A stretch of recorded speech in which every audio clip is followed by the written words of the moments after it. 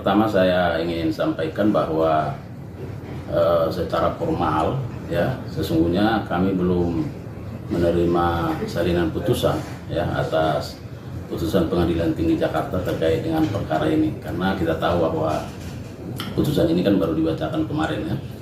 Nah, yang kedua bahwa dari pemberitaan yang kita ikuti juga di media dan kita ikuti pembacaan putusan itu, bahwa tentu kami dari jajaran jaksa penuntut umum yang pertama menyatakan menghormati ya setiap putusan yang sudah disampaikan oleh hakim, khususnya dalam hal ini Hakim Pengadilan Tinggi Jakarta terhadap perkara ini, karena memang bahwa kami melihat bahwa dari putusan yang telah dibacakan sesungguhnya telah mempertimbangkan ya alasan-alasan dari jaksa penuntut umum dalam memori bandingnya ketika jaksa penuntut umum menyatakan banding terhadap perkara ini ya. Mengapa? Karena esensi dari alasan banding penuntut umum ketika itu adalah bahwa putusan pengadilan negeri atau putusan pengadilan tipikor ya belum mempertimbangkan rasa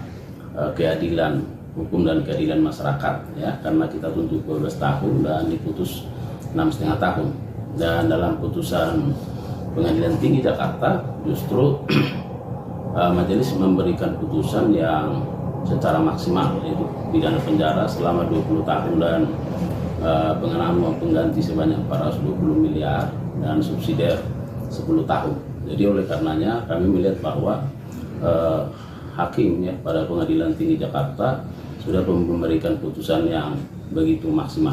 Nah, yang berikut kami juga mau sampaikan bahwa masyarakat harus memahami inilah yang disebut dengan mekanisme persidangan yang harus dihormati ya. Mengapa? Karena bisa saja hakim pada pengadilan tinggi ya sependapat atau tidak sependapat ya dengan apa yang sudah diputuskan oleh hakim di bawahnya ya, misalnya dari pengadilan negeri, oleh pengadilan tinggi dan Mahkamah Agung sebagai pengadilan terakhir ya.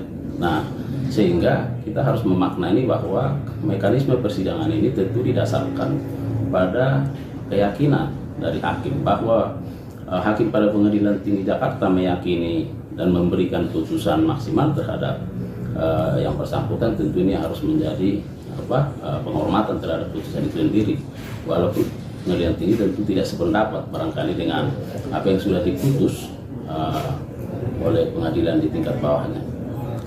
Nah, lalu bagaimana ke depannya ya? Nah, maka kalau kita mengacu kepada hukum acara ya sesuai ketentuan pasal 245 KUHP, nah tentu dengan putusan ini maka kewajiban pengadilan untuk menyerahkan ya salinan putusan ini kepada pihak-pihak, kepada terdakwa maupun kepada ya kami selaku jaksa penuntut umum. Nah, atas dasar itulah maka nanti apakah terdakwa dalam waktu 14 hari akan bersikap ya menerima atau tidak menerima terhadap putusan ini.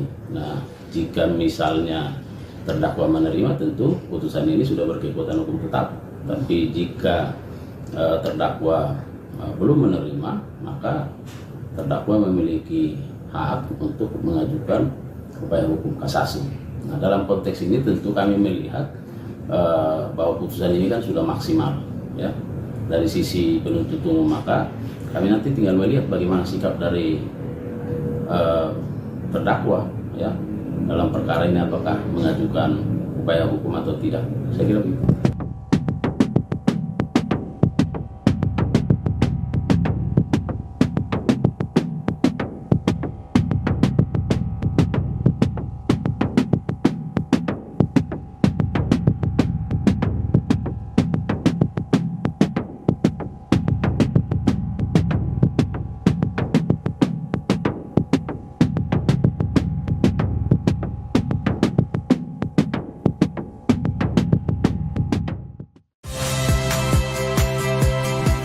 Rizka Clarissa. Saksikan program-program Kompas TV melalui siaran digital, pay TV, dan media streaming lainnya. Kompas TV, independen, terpercaya.